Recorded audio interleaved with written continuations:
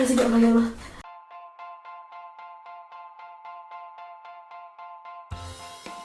Hai guys, welcome to Stera Talks, Medical World Made Fun. Ya, mungkin kalian wondering nih, kenapa kita hari ini pakai baju kayak gini, yaitu pakai jas lab dan juga ID card kebangsaan kita. Ya, sebagai dokter muda atau koas ya biasanya sering dipanggil. Karena pada hari ini kita akan membahas sebuah drakor yang lagi hype banget, yang sampai bikin aku nonton jam 4 pagi, yaitu Hospital Playlist. Yeay! Kita akan membandingkan antara adegan-adegan di drakor Hospital Playlist versus kenyataannya yang kita rasakan dan kita amati selama kita jadi dokter muda.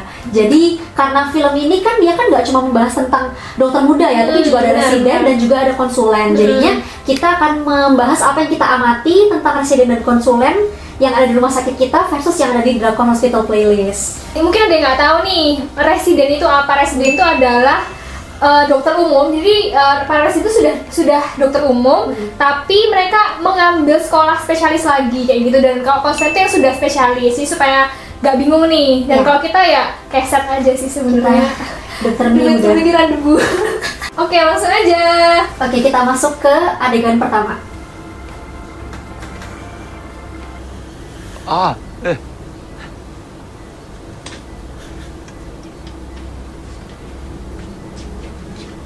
어디로 와? 건타대잖아.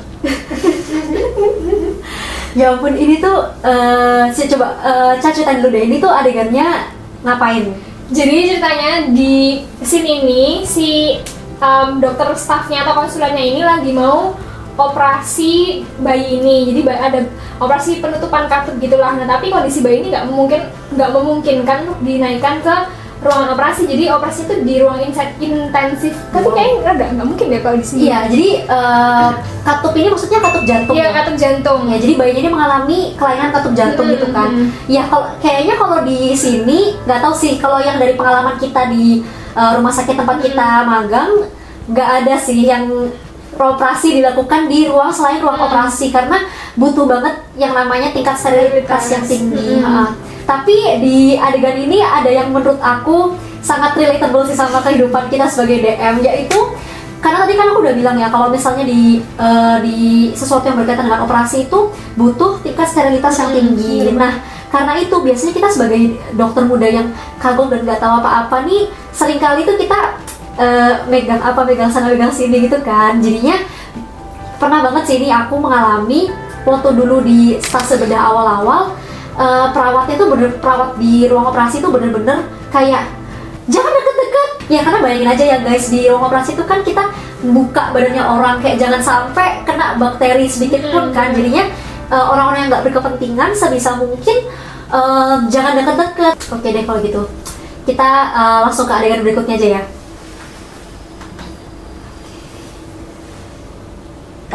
그러는 동안에 얼른 천연기 심장을 Ini 고치고 DM ya? 다 고치고 나면 대체 심장과 연결된 건드를 Kayak mereka ngobrol-ngobrol. Belajar. Oh, oke. Jadi biasanya kalau misalnya di OKA itu atau OKA, jadi OKA itu kepanjang, bukan operasi kamar ya. Itu bahasa Belanda namanya operasi kamar. Nah, itu tuh kalau misalnya bahasa Indonesia ya kamar operasi kayak gitu, atau operation room bahasa Inggrisnya. Nah, kalau misalnya di kamar operasi ini kerjanya DM tuh ngapain sih? Ya gabut sih sebenarnya. Iya. Tergantung itu operasi apa. Terus kita dia staffnya atau konsulennya atau residennya baik hati nggak? Siapa tahu kalau yang baik hati biasanya kita diajak untuk jadi asistensi operasi. Tapi kalau enggak, atau misalnya operasinya tuh operasi yang kayak terlalu expert, misalnya operasi bedah saraf atau operasi ini kayak operasi open heart atau operasi jantung, itu kita nggak boleh menyentuh atau bahkan nggak boleh deket-deket di area operasi itu. Jadi kita kerjanya ya di pojokan. Terus paling ya kalau yang rajin ya belajar. Terusnya belajar tuh kadang kita sambil ke buku, googling atau nggak kayak diskusi kayak di film ini sama temennya sekali. Jadi kita tuh kayak belajarnya tuh kita ngajarin temen supaya kita hafal gitu loh. Iya. Oke, next. 그러면 BTS를 시킬까요? 아니면 블랙핑크를 시킬까요? Ini apa? Syabi. Konsulen. Konsulen. 네? Oh.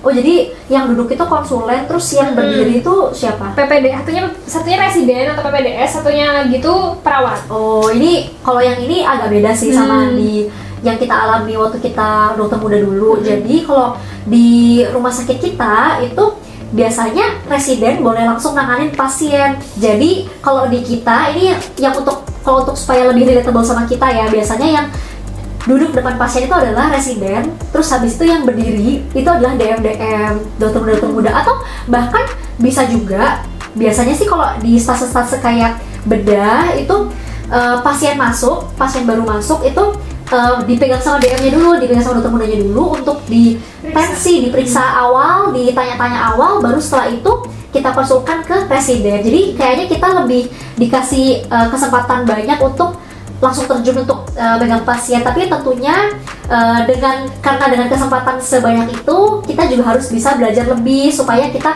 nggak malu-maluin depan pasien gitu. Oke, That's how we learn. Oke, next. Oke, ini terakhir ya guys. 얘들 옷 좀 입혀주세요. I'm so happy. Tapi kayak mukanya kayak bingung gitu loh. 심장 소리 들리지?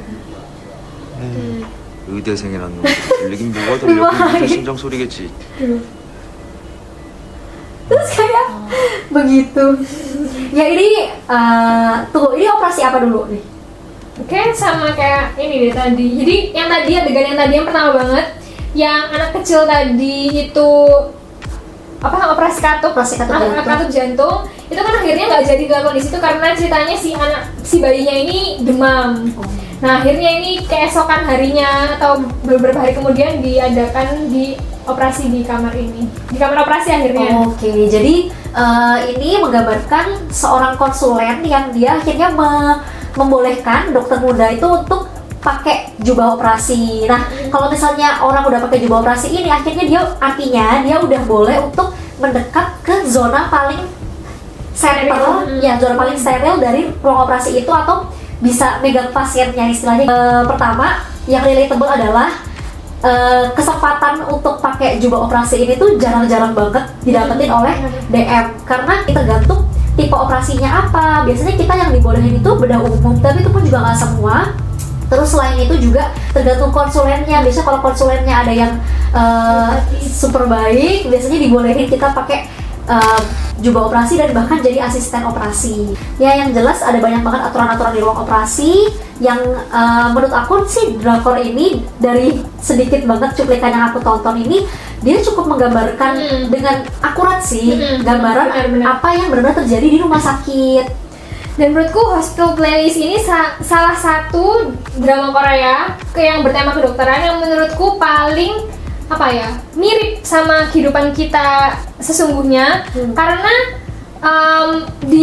yang aku pernah dengar kehidupan dunia kedokteran di Korea itu mirip sama sistemnya di Indonesia. Cuman mungkin bedanya kalau di luar negeri ya itu kan mungkin lebih ketat ya. Jadi kayak koas bener cuman boleh observe, kayak langka banget untuk benar-benar kita boleh pegang pasien, sedangkan kalau kita kan kalau misalnya jaga benar-benar kita pegang pasien kayak gitu. Iya, jadi sekarang ini kangen banget sih sama kehidupan koas. Jadi bagus banget bisa throwback dengan cara nonton Hospital Playlist ini. Nah kita harap semoga situasi di rumah sakit segera membaik karena kita kan di Surabaya itu merupakan daerah yang lagi sangat genting banget nih tentang coronavirus. Jadi kita mohon doanya semoga segera membaik. Jadinya para dokter muda, adik-adik kelas kita yang seharusnya mereka masih koas, tapi sekarang mereka lagi menjalani kelas online aja. Jadi menurut aku sih sayang banget ya karena jadinya kehilangan beberapa pengalaman yang sangat berharga di rumah sakit. Jadi semoga situasinya segera membaik dan mereka bisa kembali ke rumah sakit untuk menjadi dokter muda yang magang di rumah sakit. Ya, segitu dulu video reaction kita tentang drakor Hospital Playlist. Aku saranin banget sih buat kalian yang suka tentang kedokteran, terutama bedah ini, mereka sangat kehidupannya lumayan mirip sama kehidupan asli dari koas dan residen dan konsulen gitu. Oke, kalau kalian suka jangan lupa klik tombol like dan bisa klik tombol subscribe dan jangan lupa untuk nyalain notifikasinya. Oke, semoga bermanfaat. Sampai ketemu di video selanjutnya. Dadah!